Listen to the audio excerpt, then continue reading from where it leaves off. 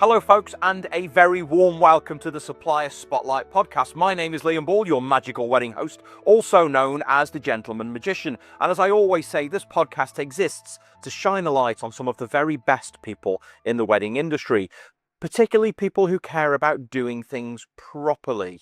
Now, if you are enjoying this podcast, do consider subscribing, following, and sharing it with somebody who you know is getting married. It genuinely does help people to feel catered for and explore the world of the wedding industry so they can make the best choices they possibly can.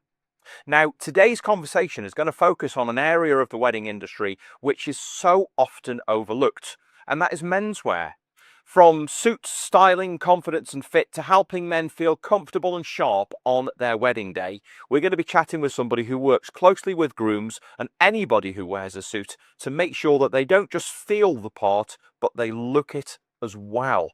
We're also going to have a little bit of a quick fire menswear section later on, settling some common myths and also trying to figure out exactly how we should be wearing suits in the modern day.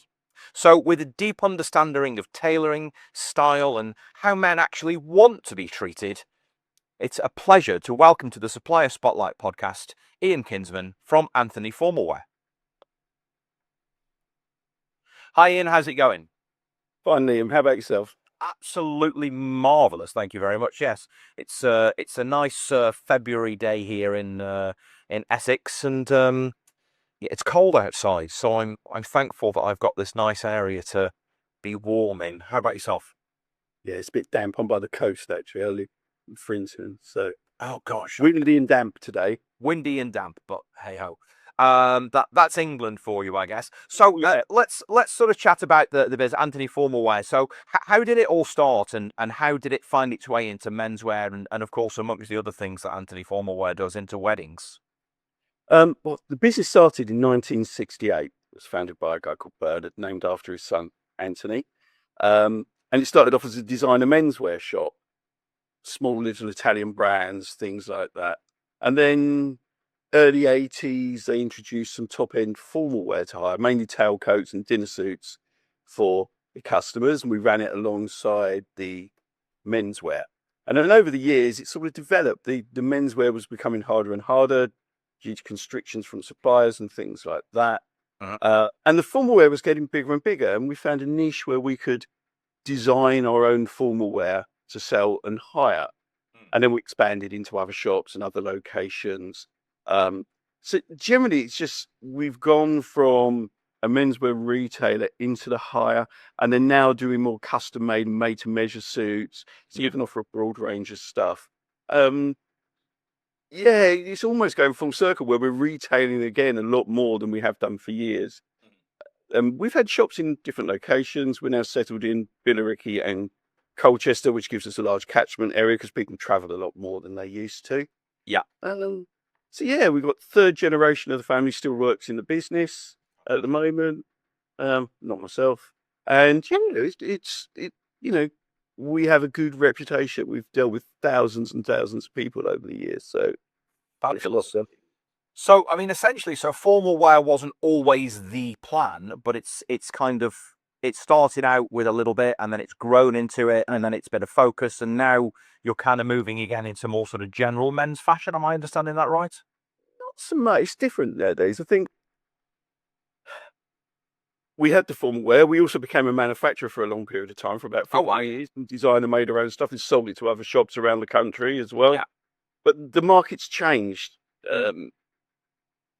I would say 15, 20 years ago, people wore more formal clothing. You wore frock coats, you wore tailcoats. Yeah. 3/4 length Nehru jackets. Or if you had something different, it would be in a different fabric or more elaborate. And then all of a sudden, it changed overnight. Everything went from being elaborate to tweeds, dark suits, very plain, very generic. And it's sort of continued really up until now that everything's been a bit the same, a blue suit or a grey suit, nothing formal, nothing elaborate. That's coming back a little bit. So That's nice to see. yeah, it is. Dinner suits are very big at the moment. You sort of replaced the morning suit as the traditional thing to wear to a wedding. Still do tailcoats. Yeah, it's nice to see something a little bit more occasion based. It looks like you're wearing it for an occasion rather than you could be a guest or it's something you'd wear to work. But yeah, we do a bit of menswear, but more bespoke. So Okay. yeah, where we make suits. Yeah, I mean, I think probably something which isn't maybe that widely known is how accessible it is these days now for a guy who wants to look smart and he wants to feel a bit more about himself and he wants to look like he got up in the morning and he got dressed and it all happened absolutely on purpose. That's it's much more accessible, isn't it, now, to go out and find not only the information that you need, because of course, it's 2026 and the internet is fabulous, but also to go out and get great quality clothing and still feel like you've made a good investment. Yes, I would say yes, but we are nothing like Europe in the UK. No, Independent menswear shops are like pubs. They're closing week by week. You're mainly down to multiples now. It's really tough. You traveling abroad a bit. You go to a town or city. There are multiple menswear shops, all independent brands from mid price point to high price point. Yeah, most towns now don't have a menswear shop anymore. Yeah. But it's very difficult to search out something a bit different. Yeah, I think it is. Yeah, I think it is. And of course, that's where I suppose you're sort of stepping in and filling the void and making sure that people are looking fabulous on their wedding day if they want to wear a suit. Yeah, and we try to find something that's not generic, that doesn't look the same as everywhere else. It's really difficult nowadays. Yeah, I mean, we were at a trade show last weekend, and to be fair, we found a few bits, but there wasn't a lot. We're going out to Amsterdam next month, to Dubai, and we'll end up going to Pity and other places because we're trying to search for something a little bit different. That's great. So you're constantly on the search then for the right lines for your business to make sure that you're, I suppose, getting the good balance for people that know what they're looking for. Yeah, and when you can't find exactly what you're looking for, then you have to get it made. So Yeah. the weekend, in collaboration with a friend of mine that's got another business, but in Wales, we put some designs down and we've had made each without in suits. Could we want the exact specification that we want for the jackets, trousers, and waistcoats, so that apart from looking unique, that they're what works for weddings. Yeah. Couldn't buy exactly what we wanted direct from the manufacturer. So I get you. Right. That's awesome. So essentially, a lot of the things that you're offering then, people can't get anywhere else.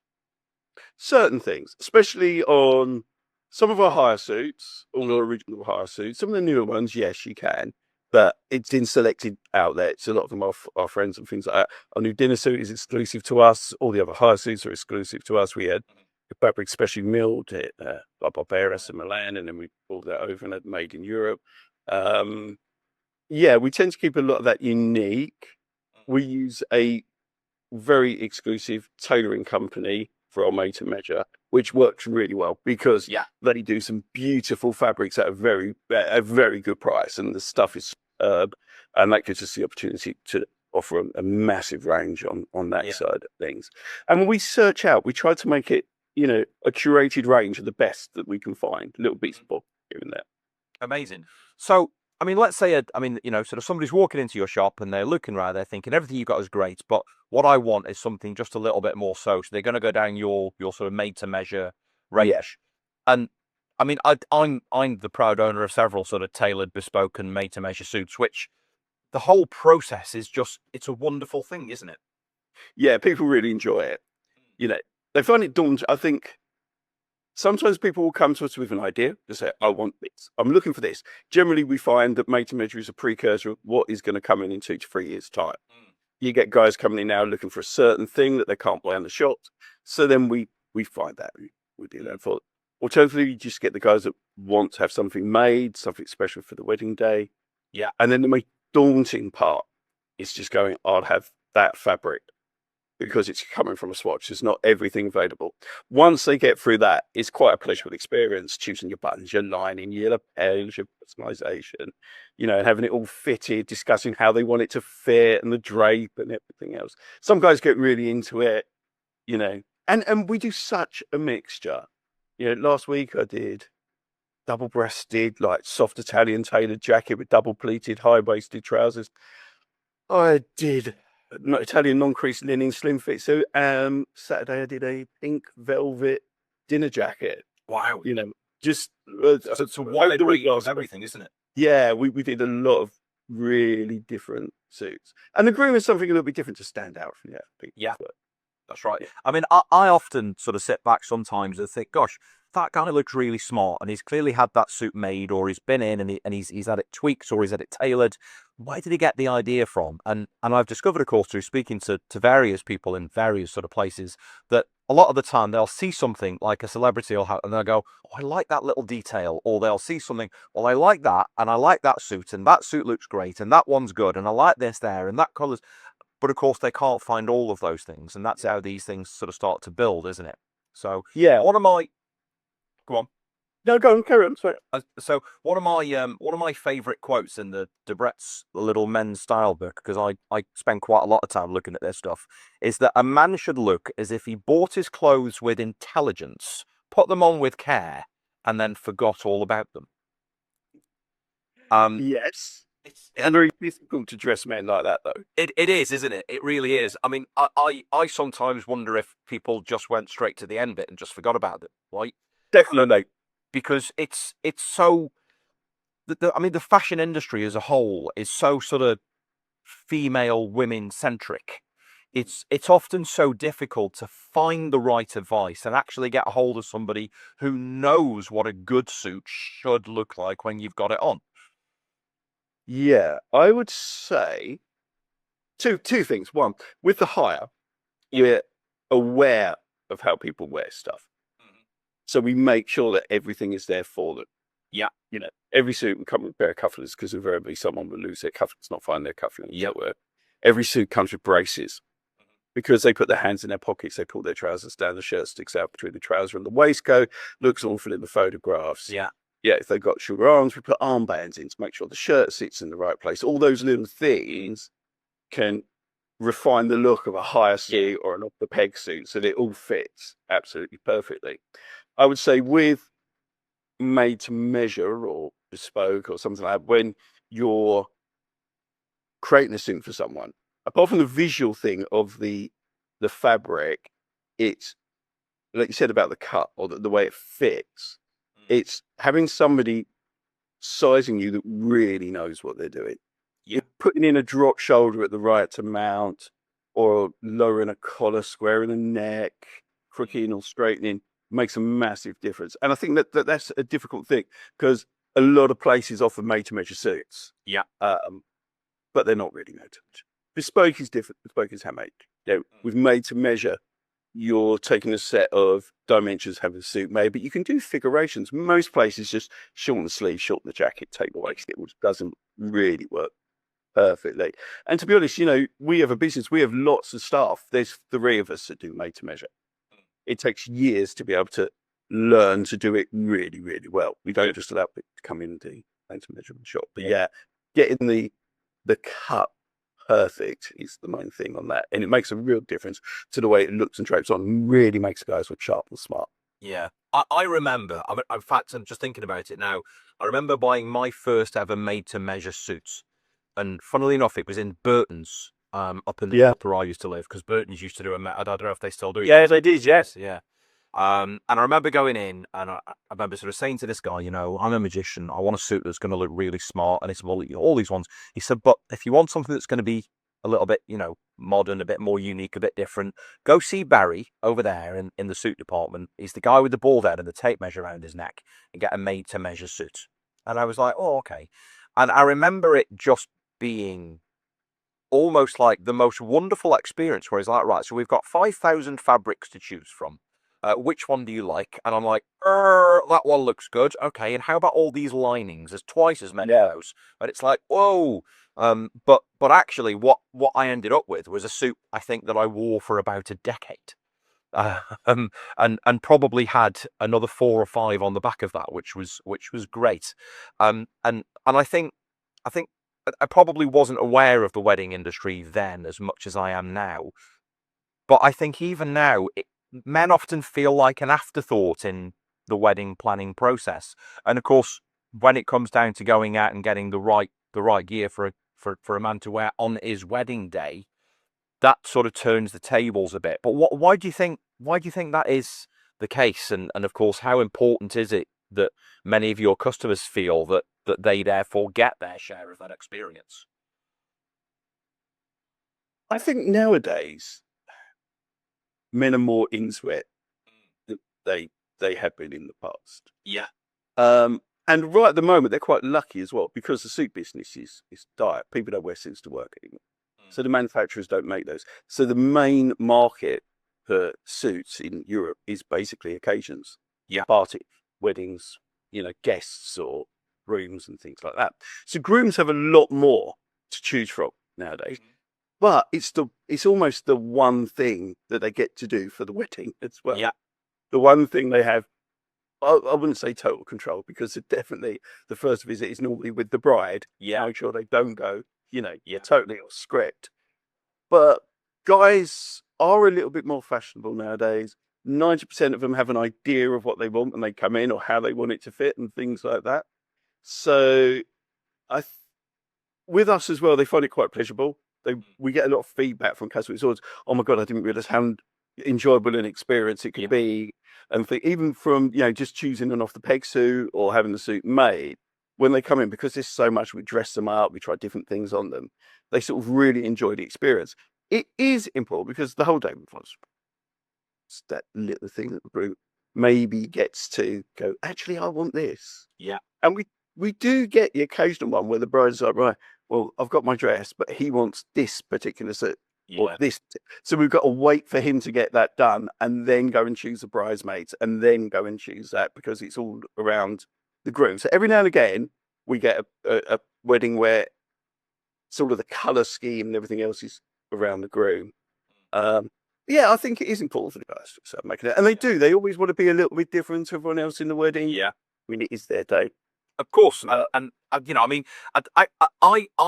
that the point of getting a great suit, or just great day-to-day clothes, but specifically a great suit, especially for a special occasion, is that you get an opportunity to put something on that makes you stand out and look a little bit different to everybody else, right?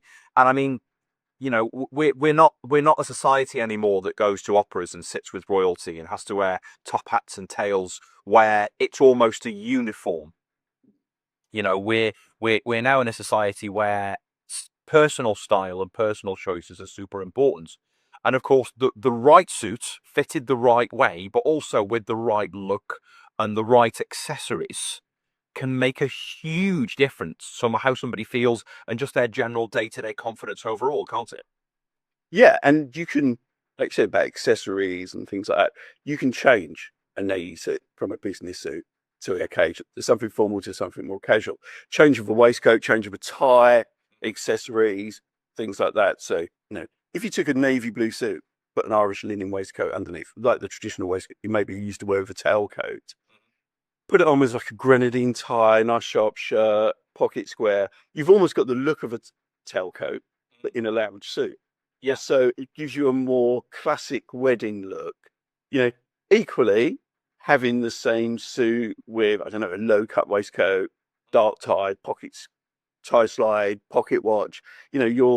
You're trying to make the navy suit look a little bit sharper and different to an everyday suit like that. When we do made to measure and custom made, buttons, things like that make a big difference. We always ask the guy, so if he's having a navy blue suit, for instance, say, what colour shoes you think are going to wear it? And then if they went, oh, well, I want it a little bit more softer, I'm going to wear brown shoes. You're like, okay, so maybe if you have like a contrasting waistcoat, we use like a smoked brown button on the jacket and the waistcoat, tie the waistcoat and jacket together. You can then put your brown shoes on, ties the outfit together. If you go in black, the outfit looks a lot sharper with black shoes rather than brown shoes. So again, navy buttons, blue buttons, maybe use a contrasting button on the waistcoat that goes into the waistcoat slightly. So then you create a different, sharper look. You can change, it's really weird, but changing buttonholes, buttons, slight change to waistcoat fabric, not even colour, and shoes can make the difference to a sharper and softer outfit for the groom. So you sort of feel a little bit more like, yeah, that's the look that I want. You can do it a bit with shoes, shirts, ties, and waistcoats and off the peg as well. Especially with the new, because we've got a lot of new stuff this year. the colour range is brilliant, because before it's just been navy grey and a Yeah. little bit of it. I mean, beige, stony colours and greens are really popular. But in the last year, we've put in a stone, a sage, a dark green, a pale blue. There's like a lavender pinky colour just gone in, a berry colour, a taupe colour, brown coming in a few weeks. It's just gone from a very dull colour palette off the peg to It's amazing. or higher, but to a very broad spectrum of stuff now, which is quite nice. And I suppose a lot of that is what, following like requests and demands, and sort of looking at the things that people are wanting, and kind of filling in to make sure that it's there, right? Yes, I mean the asking for beiges, greens, stones, things like that has been really popular. Those colours are very, very popular at the moment. Browns coming up. Also, we used to do this stuff years ago. We used to do lots of different colour suits. Also, we had the opportunity to buy them, and myself and Jake, that I work closely with, we're like, it's just a bit boring nowadays. Let's just put the whole lot in. Let's just give them something different again. Like we used to do years ago. Expand the range, lots of different stuff, lots of choice, mix and match it. That's popular at the moment. Pale blue jacket over a navy trouser and waistcoat, or a beige jacket over. The guy on Saturday, a lovely beige dogtooth check jacket with black trousers, black waistcoat, black knitted tie. Not something you'd normally wear for, but looked so sharp on. So yeah, there's more of an opportunity for the guys to mix and match and dress up in a lot more flamboyant colours. It's nicer at the moment, because it's been so dull for years. It really has. I mean, I've seen like the transformation of. So one of my closest friends, when I met him many years ago, his stance on things was, I don't wear ties. I don't. No, you won't catch me in a tie, not ever. And I remember one day we were out at this thing, and this guy turned to him and he went, "Where's your tie?" And he went, "Oh, I don't wear ties." He went, "In that case, go away and come back when you've got one. And if you haven't got one, don't come back again." And he was like, "Oh, okay." At which point he looked at me and he went, "Oh, I need a tie." And he kind of went from that to having his own sort of tailor-made, well, made-to-measure suit made. And then suddenly it was almost like he put it on and he was like, "Oh, I feel really good." And it almost changed his entire outlook on how he gets up in the morning, how he dresses, what he does, how he presents himself to the world. And as a result of that, he's got happier, he's got fitter, he's got more confidence, he looks great, he knows how to buy fabulous clothes. And sometimes it's that experience, isn't it, that people come in and they go, "I need a suit and I don't know what I want." And then you've got somebody like you who can advise them, and they walk away thinking, "I want to do that again." Yeah. We have, I would say, from the grooms, the age group with the grooms that come in, we have certain ones that come back. Yeah. Time. I had a text message yesterday from a guy that I made a suit for 18 months ago for his wedding. It was just like, "Have you still got my sizes? Can you make me a navy suit?" Yeah. He's not even going to come in. I'm just going to make him a navy suit, 'cause I know what he likes. I have a few customers like that or we have quite a few grooms that have come back, especially people that find it very difficult to get stuff to fit and look good. Very tall people, very short people. So with the made to measure, of course, we do everything. So suits, shirts, chinos, polo shirts, coats, you name it, you can have it made. So we can get everything to fit perfectly. Bizarrely, when we're with the company we do at the moment, because they do suits and everything else, and it's a very Italian style, and it's lovely. We thought, oh, this is going to be great. All the grooms are going to come back and have something made. It's not so much, it's more the grooms that find it difficult to get exactly what they want, or they will come back to get something done for a special occasion. Yeah. However, the dads are the ones that come back. It's always the groom, going, "Oh, I'm going to have a suit made," and everyone else is getting sized up for their off the peg suits, or maybe a higher suit. And then the dad will always come around to the made to measure section and have a look, and then just go, "Oh, I might get one made as well," And then it's them that come back constantly, and they tend to bring in their sons and daughters, or friends and other family for weddings and stuff. We do a lot. I've got a customer, I've done both his children, and he's brought in multiple other families, and he comes back every year and I make his clothes for him. Wow. But but because I can make stuff for them that they feel comfortable and confident in. I because it's get you. different fit. Yeah, a lot of made to measure that. So, what would you say are the things that grooms and men tend to worry about the most when they're looking for a suit? Depends on the person, fit, Mhm. um, trousers, big time. Yeah. Literally, they just worry about the width of the trouser. Some guys want them wider, some guys want them that. It's a real personal thing, Yeah. and I think that is it's weird. It's not they're not worried about the color or this or that. It's trouser fit is the biggest thing. It sounds weird, but it is. Most guys will come in and it will be, I'm looking for a suit, or I don't know. We tend to guide them through. It's what. Mm. So if you were coming into my store, Yeah. didn't know what you wanted, I'd be like, right, you got any ideas? When's your wedding? What's the venue? Have you got a colour scheme? Have you got any ideas? And then we would run them through, getting a rough idea of what they want. We'd run them through the high range, then the off the peg range, then the custom made, and then finally the made to measure to give them an idea. And by then they're like, oh, I quite like this, quite like that. Yeah. So they're then sort of comfortable, and they sort of know that we can accommodate what they're looking for. They don't normally come in, apart from very few, with a set thing or something they're worried about. Yeah, they're more concerned. It's always fit, I would say, well, because they can find the color. So yeah, we run them through that. Then we would, I suppose, dress them up, and Yeah. a lot of time they'll be like, oh, I'll try a higher one on. Oh, I like that one. That one's the one we sell. Can I try that in a different color? Yeah. And then, yeah, I like this, but I really want it to be more. And we go, right. So if you want something like that, it's a little bit more, but you can go from made to measure. And they say, okay. So a lot of the time it's a process of trying higher off the peg, then going to custom made and made to measure if they can't find exactly what they're comfortable wearing. And it's not so much about fit, in my opinion, because we can make things fit perfectly. It's looking in the mirror and going, yeah, I want to look like this on the day. I feel comfortable wearing this color. I feel comfortable in the accessories and everything else. I don't feel like I'm wearing a costume. I think sometimes people can be too dressed up. It ends up looking like an extra from Peaky Blinders or something. You know what I mean? Yeah. It's a costume rather than a suit you're getting married in. So Indeed. we want them to look in the mirror and go, yeah. And we always say, you look in the mirror, you choose the outfit you really love, and then we'll make everybody else in the wedding look not quite as good as you.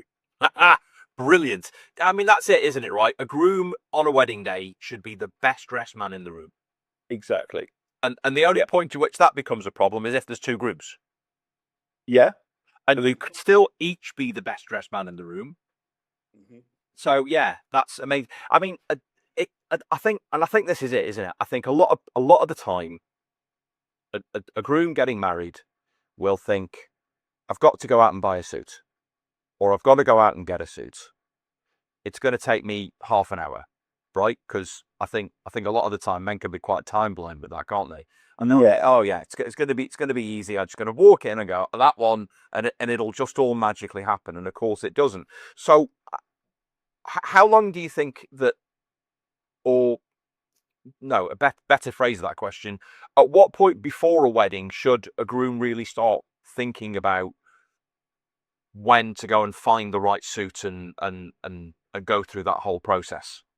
Okay, so we would say if you were planning on getting married next year, 2027, we always have our ranges in store by October. Okay. For next year. So we suggest people come in October, November, December, because it is dead in the shop. It's nice and quiet. Yeah. If you come in on a Saturday or during the week, you almost have the shop to yourself. It's a lovely environment just to come, try stuff on, get an idea. People don't generally finalise things. They still might not have finalised the bridesmaid's code, but they'll come in and go, right, I really love this. I really love that. And then we're really flexible. So we say to people, look, choose what you really love. If you're having higher off the pay, if you change your mind later on, don't worry about it. We can swap it over for you. And then, so they come in then, we encourage them to come in then to try stuff on, choose what they want, something. And then to bring the guys in, if they're hiring or buying off the peg 10 weeks beforehand, mainly because most factories work on a 3 months rotation. So you can hit rotation stock if you're short of anything. Custom made and made to measure, we quote 12 weeks. They come through a lot quicker, but that gives us enough time to make the suit, get the gentleman in, then dress the suit. I don't like to do a shirt, tie, accessories when you're having a suit made. You do that once the suit is made, so you get the full look on. That gives us enough time to get the suit made, get them in, make a shirt for them. Yeah, alterations once it's done is 24, 48 hours. But, it gives us that. And we could do a final fit a couple of weeks before if people have lost weight or put on weight. So a long time before, just to choose and get it all in your mind, then closer to the time to get people sized up. Because what happens is everyone leaves it. They go, oh, I'll come in the new year. Then January, February, March, we're packed. Yeah. And it's not, you get the time, you're not rushed or anything, but there's a lot of people in the shop. Whereas pre-Christmas is nice and quiet. So a lot of time. And then people can go away and think about it. And they'll go away and come back and go, actually, I really like the suit, but I want to change the waistcoat. I want to change the ties. I now want the guys in this. So it gives them a large window to think about it. They change their mind slightly if they want to.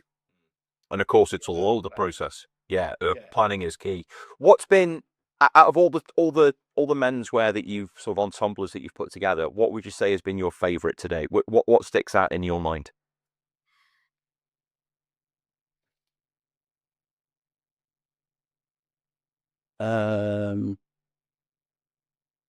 Did one for a guy called Cal a few years ago.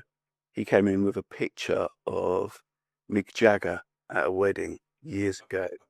And he had a suit that was like almost like an ivory sort of base, and it had like a lilac and purple stripe running through it.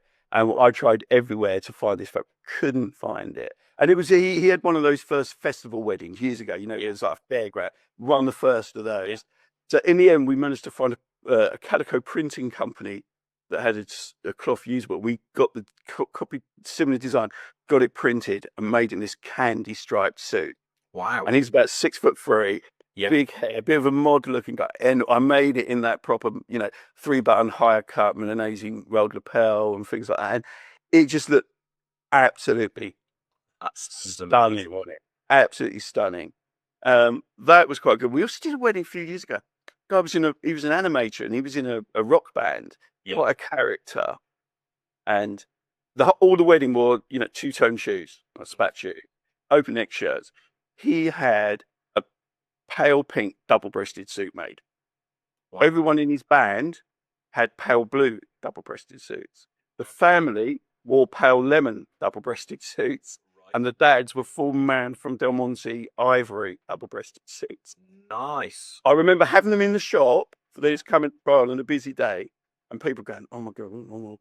As if to say, "What are they wearing?" They walked out of the change rooms, and everybody in the shop was just like, "That looks amazing." Yeah. It was just a mixture of the shoes, the pocket squares, and the shirts being open neck, and the collar styles just worked brilliantly. So yeah, that was quite good. Over the years, footballers' wives years in the 90s, anything. We did in suits, we embroidered Napoleonic bees on them, pink suits, lilac suits, crushed velvet, crushed silk. It was brilliant. It was anything and everything goes. Yeah. It was just phenomenal. Fabulous. That's different stuff. I'm just thinking about those, a multicolored suited wedding, and that just, I'm thinking about it now, because you would, the concept of it would kind of make you go, but actually, altogether, it must have been phenomenal. I think it was somewhere like Sicily or somewhere. There's a picture on our Instagram somewhere of it.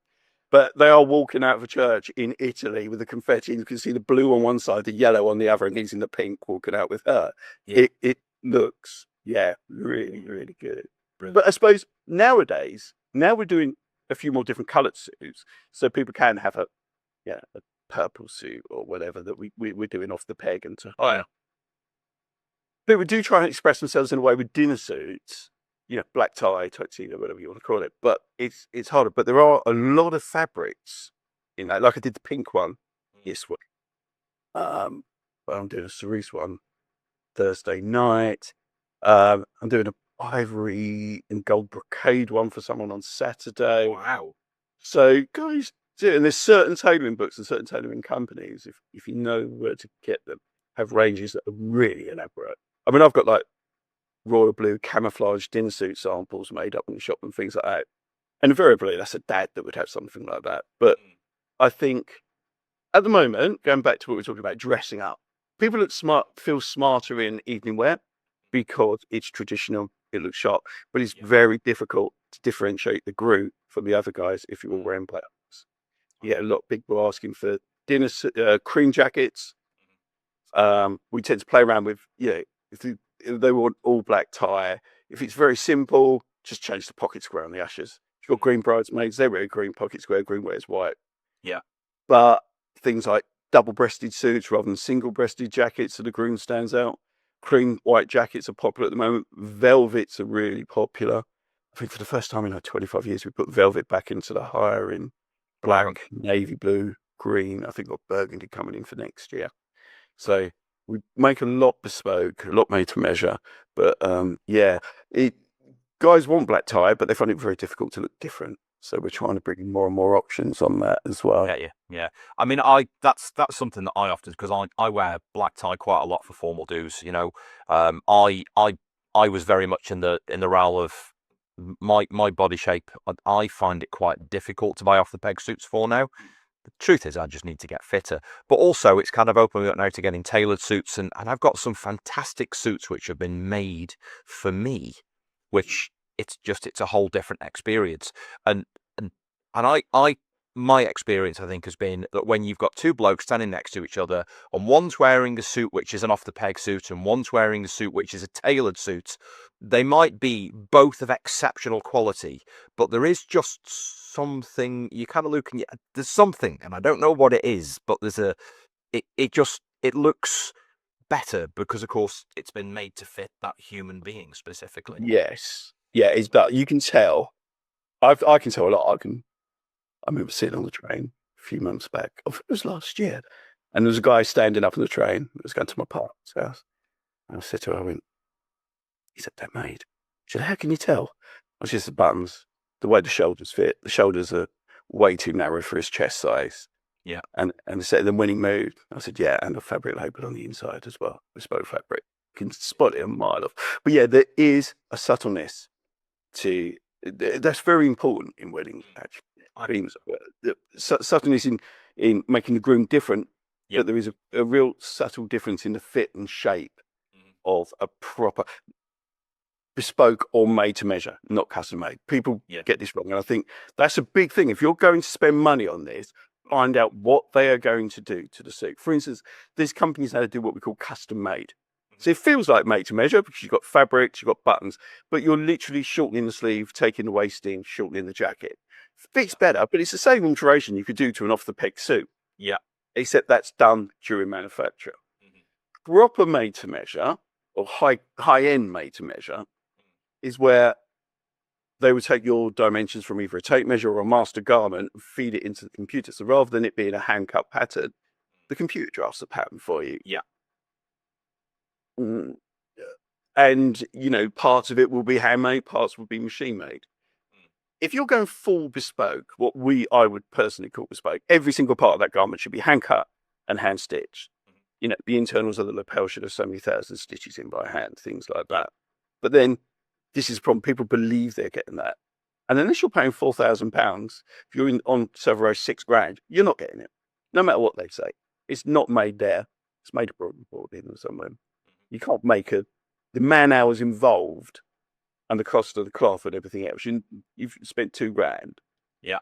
It's not going to be made proper bespoke. Made to measure gives a more value option. You can get same fabrics. You can do 90% of what a bespoke garment can be done with made to measure. And fit wise, you really tell. Yeah. Difference being bespoke suit is a work of art. It's done by hand. Those pocket tabs are done by hand. This, that, and the other. And it's fitted time and time again. You get a good person with made to measure, they can get very, very, very similar results. Yeah. Get a bad person with made to measure, oh my God, goes wrong. Sleeve pitch goes the wrong way, things like that. It's a big difference. But yeah, I think it's because people have come to us before and gone, oh yeah, remember one from last season. Oh yeah, I've got my suit made somewhere else. I'm going to get the groomsman's from you. Absolutely fine. Did all the groomsman's suit. 6 weeks before he comes and goes, "Can you make me a suit?" He shows me a suit and he was just on. What have they done? Yeah, and people choose the wrong fabrics as well. I've seen people come in with, say, "Oh, I had this suit, man. Made your wedding suit out of cotton, for Christ's sake. It was chino fabric. Who did that for you?" oh, well, I like the colour, and they say it'd be all right. No, it looks rubbish. Yeah. That's a horrible thing to say. I really should say things like that. But, you know, there is a thing. Yeah, that's the difference, though, isn't it? From dealing with an expert to dealing with somebody who thinks they know what they're doing. Yeah. So, Yeah. And then people just get into this. People just go, oh, I'm going to do made to measure. I'm going to do this. It's not that's the one bit. It's not as easy as think. And you know, some of our staff have been there 20 odd years and they don't do it. You've got to have an eye for it. I was taught by an old tailor how to measure and things like that, so I know, you know, years and years of experience. yeah. But yeah, even all our staff have been so long, they all know how to dress the grooms, how to give them that experience and make them look smart and sharp and things like that. But yeah, And I guess that's the boutique experience that grooms are coming in for. yeah. The fact that we have a very, very large range, all the options in men's and boys, and the experience to make you feel and you look unique for the special day. Awesome. I think that's a big thing. Fabulous. So, on that note, before we finish up, I'm going to throw some quick fire men's questions at you. And now, I personally have my own rules that I like to follow when I sort of dress up, but I also look around sometimes and think, gosh, who dressed you today? And then when you speak to people, a lot of the time, it's because they don't know how to wear certain things or what should or shouldn't go with what. So hopefully this might dispel some common myths and also help people to make some great informed choices. So let's start out. What does black tie actually mean? Black tie is a dinner suit or dinner suit, tuxedo, evening suit. Generally, black suit, satin lapel, satin pocket jet, satin buttons, satin stripe down the trousers. Should be worn with a cummerbund or a waistcoat. Should always cover the waist area of it. Yes. That is your basic definition of black tie. White jacket's acceptable, midnight blue as well. Wing If it's collar or turn down collar? personal preference, we're doing a few more wing collars, but the trouble with the wing collar is it moves, pops up. People feel uncomfortable with it, and I'm not a stickler for convention in all forms. So, for instance, a classic dress shirt should have a regular collar, dress studs, either a pleated or Marcella front. We have those in the shops. We sell them. We do made to measure. Our most popular is I do, because I like it, an Italian lightweight non-arm twill shirt with dress studs down the front with a cutaway collar, because the modern bow tie sits better in front of that cutaway collar. It gives a classic suit a little bit more of a modern edge. Doesn't like your dad's dinner suit. It does. Yeah. And there's a company in the Netherlands. I'd love to steal their tagline, but their tagline is, "We are not your father's tailor." They do classic suits, you know, but they do it in a different color. They change things subtly. It's not, you're not reinventing the wheel. You just subtly refine. It's not innovation, it's refinement in a modern way. I like that. So yeah, you can wear a cream jacket, midnight blues acceptable in a lot of places. Should have a bow tie. That's basically evening wear. I mean, shoes with evening wear, that's a big thing. Is it painting shoes? Is it evening slippers? You know, indeed. Yeah. Yeah. I think probably patent shoes most people go for these days, don't they? They do. Yeah, we sell tons of patent shoes nowadays. Never brogues. No. Never brogues. But again, you know, it depends how you want to wear it. New Year's Eve, I went to a black tie. I've got black tie, but I made myself a more modern version. So, Italian woolen mohair trousers, no satin stripe. I had low cut waistcoat on. I used mother of pearl black buttons on it. Velvet jacket, but no satin, but with black mother of pearl buttons on it. Had the Italian twill dress shirt on. Hand tied bow tie, diamond points, so 2 different ends on it. And I wore it with black dress loafers for a more modern, you know, it's the same thing, but just done in a slightly more modern way. Get it. Braces or belts with suits? Braces. Oh, yes. Bow ties. Should all men learn how to tie a bow tie? Yes, and it's easy. It is, isn't it? In a different way. Think of it as a shoelace. Yeah. Tie a knot, make 2 bows, wrap one around the other and pull. That's a bow tie. People get confused. It's really simple. If you do it like this, pull it apart and then go to tie it. It works perfectly. Yeah. But there is a trick to that as well. Yeah, there definitely is. Yeah, it took me ages to learn how to do it. Now I can do it without looking. But Practice on your leg, yeah, tying the bow tie. And if you're really stuck on the day, it's a bit fiddly, but you can actually undo the anchor band because the length of a bow tie is adjustable. yeah, Tie the perfect bow tie on your leg, pull the anchor band down, put it around your neck, get your mates to insert it in. Then you've got the perfectly tied bow tie. amazing. Feet on your That's leg. exactly that. That's a great shout. That's a great shout. And I mean, you can also look better at the end of a night, does it? Yeah, and also Yeah. one of the hardest points in tying a bow tie for the actual width that you want the bow tie to be, or the size of the knot in the middle, is knowing the exact length you need the bow tie to start with for your neck size. So you can spend ages trying to tie the bow tie where you can get the perfect knot on your leg. Yeah. At your neck. Brilliant. Big thing. When you're wearing a suit jacket, a regular suit, should you do the buttons up? And if so, how many of them? If you've got three, let's say you've got 3 buttons on the suit. Yeah. The rule is middle one is always, top one is sometimes, bottom one is never. Okay. Always, sometimes, never is the rule. Same on the double-breasted. That bottom button does not do up.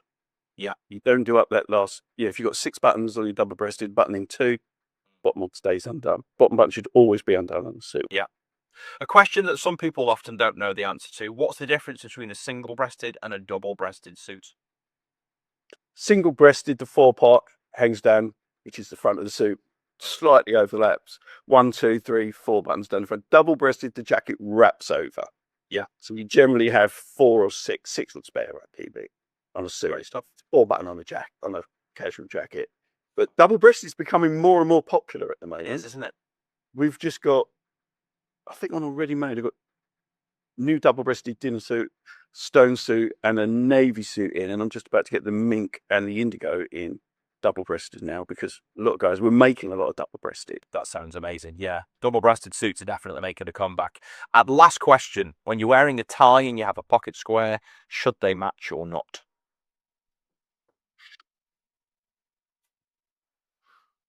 No, but they're not. But they're going to. But no.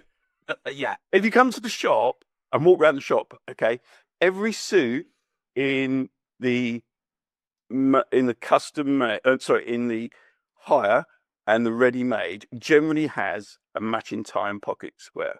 Yeah. Apart from a few where we have these ties with it. If you go into the full made-to-measure area, you'll see suits will have like a grenadine plain colour tie and then a pocket square of low explosions of colour and things like that. So we tend to dress the made to measure in that more Italian way of, lovely tie, really unique. I mean, I've got some beautiful madder silk and hand printed English pocket squares, and I mean, it's silly expensive, and some lovely handmade Italian pocket squares as well. I think that looks really cool. Yeah. But again, that's something you do for the groom. Yeah. You can have the other guys in, say, a navy suit, all with blue ties, blue pocket squares. The groom can have something a little bit more elaborate, a hint of colour in the tie, something more elaborate in the pocket square to stand out. But yeah, I prefer that look myself. I get you. Yeah, most definitely. And I think I agree. Listen, Iain, it's been an absolute pleasure having you on the podcast. Thank you so very much. And a very, very last question. If people want to find out more about Anthony Formalwear, maybe even get in contact, look at your range and make an appointment, where can they do that? Website's most probably the best, www.anthonyformalwear.co.uk. Or if you're looking for inspiration, Instagram. There's thousands of real weddings that we've done on Instagram. People always send us the images and we put them on it. And you'll see everything from hire suits to really unique suits on there. Fantastic. So it gives you a lot of inspiration. Brilliant. Thanks ever so much. Take care. Pleasure. Catch you around. Thanks. See you later. Bye.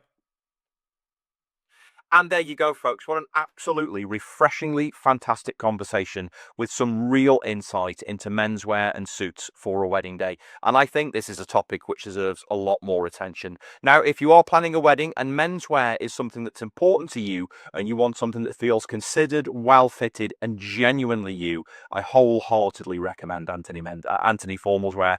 Get in touch with them, check out the website, and I'm sure that they will absolutely take care of you. And as always, if you are listening or watching and enjoying this, please do share this podcast with somebody else. This one will absolutely make so many more men make better choices for their formal wear and their suits on their wedding day. Until next time, folks, choose your suppliers wisely, and I'll see you on the next episode of the Supplier Spotlight podcast. Take care.